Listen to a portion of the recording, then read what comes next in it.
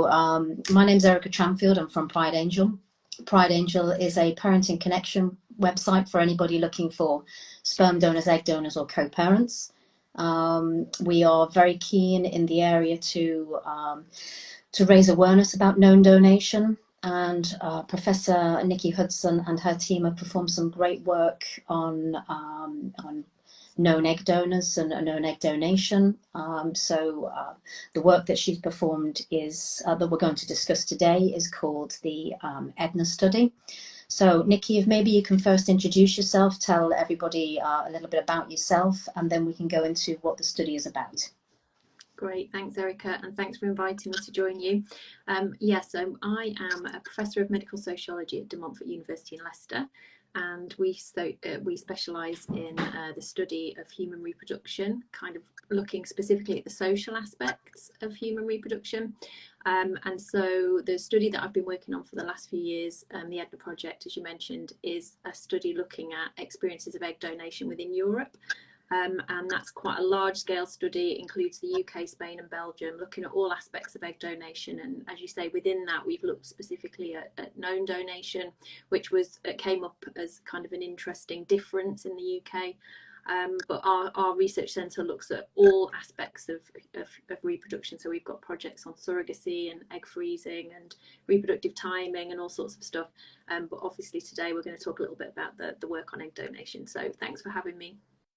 No, it's an absolute pleasure to have you and to work with you. So if you can explain a little bit. In fact, let's ask a question. So I know this morning I mentioned this, but what does EDNA stand for? Yeah, so not very original, I'm afraid. Coming up with acronyms for projects is always quite tricky, and we wanted something for the EDNA project that was catchy, but also because we were working in other countries in Spain and Belgium that could translate. So we spent probably a ridiculous amount of time as a team trying to come up with a catchy name that would work in all three countries. So it literally just is short for egg donation. Not very original, I know, but hopefully does the job. No, absolutely. And the reason why I asked that is because it was only this morning I was on a call with somebody where we're looking at revamping Pride Angel as a website. And I was explaining where Pride Angel, the name, came from. So Pride, obviously, because I'm in a lesbian relationship, so Pride is that essence of knowing about the LGBTQ arena. But Pride is something that you also have when you have a baby. You have immense pride. And then the angel was from the angel bringing down the baby. So that's where we actually got the name Pride Angel. So fantastic. So tell me, what did the study tell us, tell everybody about the experience of the egg donors? Yeah, so this project was quite a long time in gestation, shall we say, to use that term. We did some work quite a long time ago now, looking at people's experiences of going abroad for fertility treatment, and one of the things we found in that study at the time when people first started to go abroad in kind of the late 2000s was that a lot of people were going for egg donors because there was a shortage in the UK at the time, more so than now, and there were a large number of people that were going abroad, and one of the things that came up in that research was how intrigued people were and continue to be, I think, about who the egg donors are. And so that prompted us to think about a project looking more specifically at the egg donors and their experiences. And once we started to have a look around in terms of what other research had happened, we found that the States, as you might imagine, there's quite a lot of research around this topic in the States, because there is kind of obviously a bigger market, if you like, in the States around egg donor treatment, and a lot of debate around kind of compensation for egg donors and things in the States, but actually comparatively very little research in Europe about why women in different European countries might donate their eggs and what their experiences are.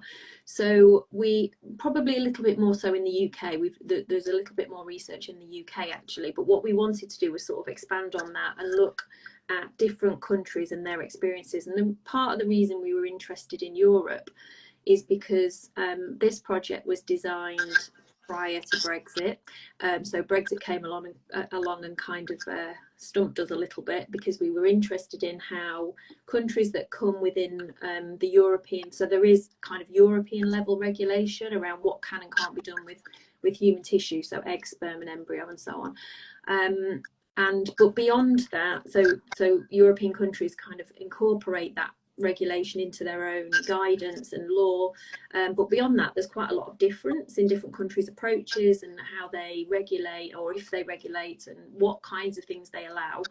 So we were really interested to look at those differences. So we chose the UK, Spain and Belgium as 3 countries that have commonalities but also lots of differences in terms of what they do and don't permit, and so we were interested to look at how those differences in terms of like regulation and culture and professional practices and so on, different family formations, might shape the impact or have an impact on the experience of people that donate their eggs, and that's what we found, that people's experiences were quite different, or that, you know, that they might have similar kinds of experiences in clinics, for example, but maybe give different meanings to those experiences because of, you know, the context or what they were told by the clinicians or how they were recruited. And we also found that there's a surprising variety of different ways in which people can give their eggs. So, and you'll know this from your great work with Pride Angel, that, you know, there isn't just one way in which people provide eggs or sperm or embryos. And so when people are giving eggs in those different kind of arrangements, it means different things to them. So it'd be very different, you know, being a known donor than donating completely anonymously, which is the situation in Spain.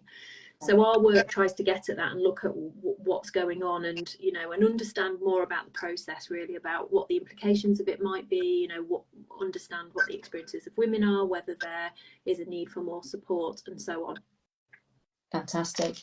And how do you see, so the work that you performed at the moment, how will that maybe benefit potential egg donors in the future, from the work and the studies that you've found so far?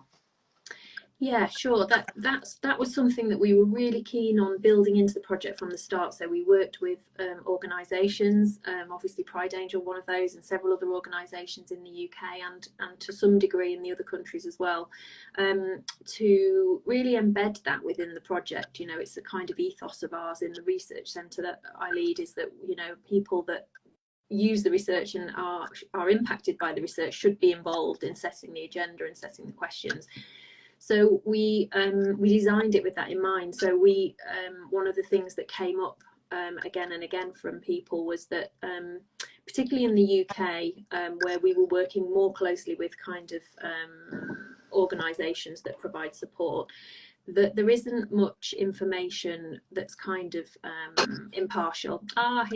We've got a visitor. Yeah. Now it gets more interesting. We get more. She always likes to come in and say hello, don't you? This is Ari. Beautiful, beautiful.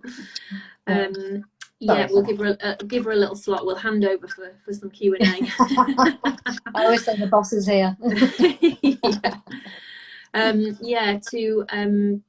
Really what was missing was impartial information. So information that's not provided by clinics or other, you know, other organisations that have kind of got other interests, but that it's about, you know, being able to hear from other donors, for example. That was something that people told us they really would like to hear from other donors. So we've produced the resource that Pride Angel are involved in, that's specifically for known donors, because known donors, you know, the known donation arrangement it's different from other kinds of donation, of course. And so, you know, part of that resource is about being able to read other people's experiences and read, you know, what the tips were from people that had been through it. What would they recommend? So that's what that resource is based on.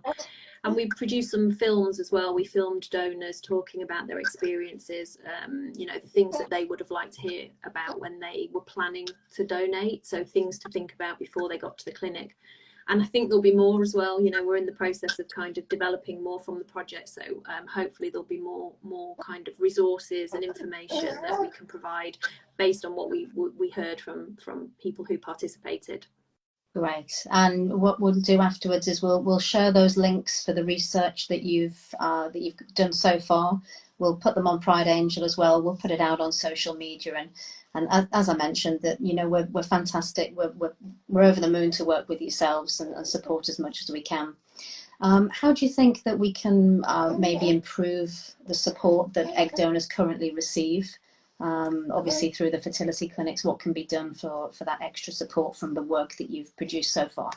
Yeah, sure. One of the things that I think is presenting potentially a bit of a challenge to this, I think one of the key things I would say is that a potential avenue for improving support is around sharing best practice. What we found is that there's quite a lot of variability amongst clinics in terms of the resources that they have to be able to support donors, and because of course they're engaged in, there's a lot of emphasis on the patients for obvious reasons, and donors sometimes feel a little bit left out of that, and a little bit kind of that once their kind of part in the process is over, they're sort of left a little bit high and dry, if you like.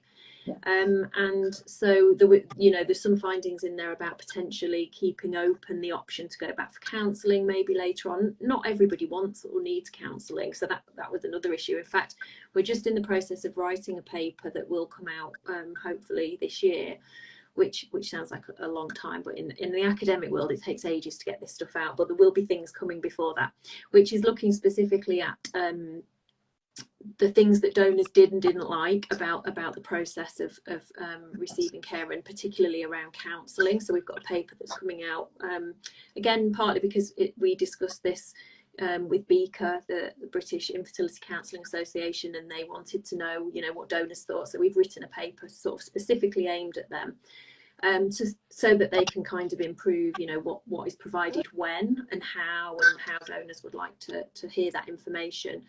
So there's things that are kind of coming out that different professional groups could do, but I think one of the challenges we have is that clinics are kind of in competition with, well, not kind of, they are in competition with one another for donors.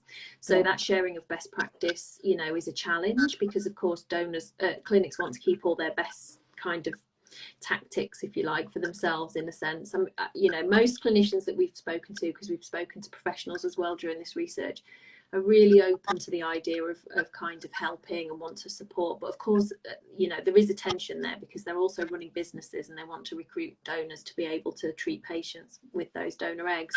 Of course. So it's difficult then, because necessarily they're not wanting to share those good tips. But I think we could move towards that. And I think a few years ago we had the HFEA had a donor strategy group, and that's kind of fallen by the wayside a little bit, and I think that's a shame, and with the challenges for some of the sort of charities in the sector, so the Seed Trust, for example, who we've worked with as well, who have struggled really, and so I think there's more we could do in general to support that. And I think the other big thing is visibility, raising awareness of egg donation, and the fact that people do need egg donation, and the fact that people act as egg donors and sperm donors and embryo donors, that still amazingly 40 years on, after the birth of, almost 40 years since the birth of the first egg donor baby, we're still talking about the need to raise awareness that this is the way that some families are made. So I think if we can do some more work around awareness raising, and the work that you do in Pride Angel and and other organisations is great. It's really important for that.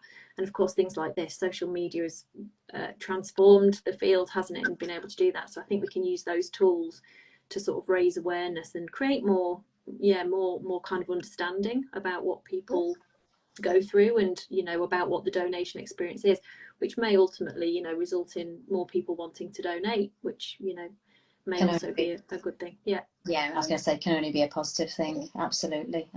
The more information that's out there, and I think the research aspect is so important, because people will have assumptions of what they think are a particular process, and they may think negatively, they may think positively, and find out there's a negative aspect that they hadn't considered, and vice versa.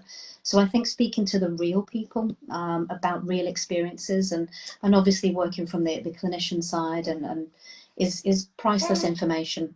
And obviously social media like this is great for that instant sharing. And what do you think, the study that you've done so far is fantastic, the work that you've done is absolutely incredible. What's going to